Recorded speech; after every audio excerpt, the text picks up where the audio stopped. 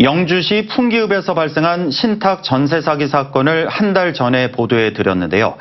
피해자가 정부의 전세 피해 지원을 받기 위해 지자체에 신청서를 접수하려고 했는데 까다로운 서류 조건에 발목이 잡히면서 신청조차 하지 못하고 있습니다. 그런데 취재진이 확인해보니 지자체 담당 공무원이 관련 서류 조건을 꼼꼼하게 살피지 않은 실수 탓이었습니다. 김서연 기자입니다. 2년 전 한 공인 중개사를 통해 전세 계약을 맺고 영주 풍기읍 한 아파트에 입주한 이 씨. 만기를 앞두고 갑자기 아파트 공매가 시작됐고 보증금도 돌려받지 못하는 이른바 신탁 사기 피해를 당했습니다. 이 씨는 언제 아파트에서 쫓겨날지 모른다는 생각에 정부가 발표한 전세 피해 대책 중 긴급 주거 지원을 받기 위해 2주 전 영주시청에 연락했습니다. 피해 지원을 받으려면 전세 피해 확인서를 발급해야 하는데 갖춰야 할 서류는 6가지 정도. 그중 하나가 임차권 등기 명령 결정문이었습니다. 하지만 임차권 등기 명령 결정문은 이 씨가 받을 수 있는 서류가 아니었습니다. 정당한 임대차 계약을 맺은 임차인이 보증금을 돌려받지 못하고 이사를 가게 되면 이에 대한 대항력을 유지해달라고 법원에 요청하는 건데 애초에 이 씨가 맺은 임대차 계약 자체가 무효인 사기 행위였기 때문입니다.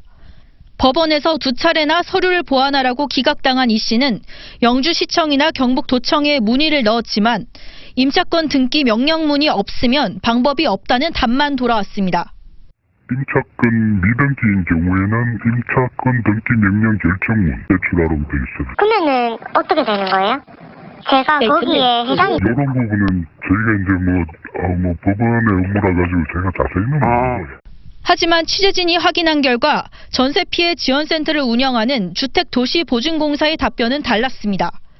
주택이 경매나 공매로 넘어가거나 형사상 비정상적인 계약을 맺었다면 해당 결정문이 없어도 피해 확인서를 신청할 수 있다는 겁니다. 경북도와 영주시 담당자에게 연락해봤습니다. 공매나 비정상적인 계약인 경우를 고려하지 않고 안내했거나 구비 서류에 대해 제대로 숙지하지 못했다고 말합니다. 허그에 그래서 문의를 넣어봤을 때는 필요가 없다고 하시던데. 허그에서요? 예. 잠시만요. 그렇네요. 제가 놓쳤나 봅니다. 제가 그럼 그거 확인해가지고 이분한테 다시 안내를 드릴게요. 담당자들은 취재진과의 통화가 있은 직후에야 이 씨에게 전화해 요건이 되니 전세 피해 확인서를 다시 신청하면 된다고 안내했습니다. 처음에 저는 그 이야기를 듣고 이것저것 전화를 다 하면서 어떻게 해야 될까요 하고 수십 통을 했는데 결과적으로는 오늘 해보니 몰랐다고만 명확하게 이해를 하지 못하고 피해자들한테 설명했던 부분 자체가 화가 나더라고요.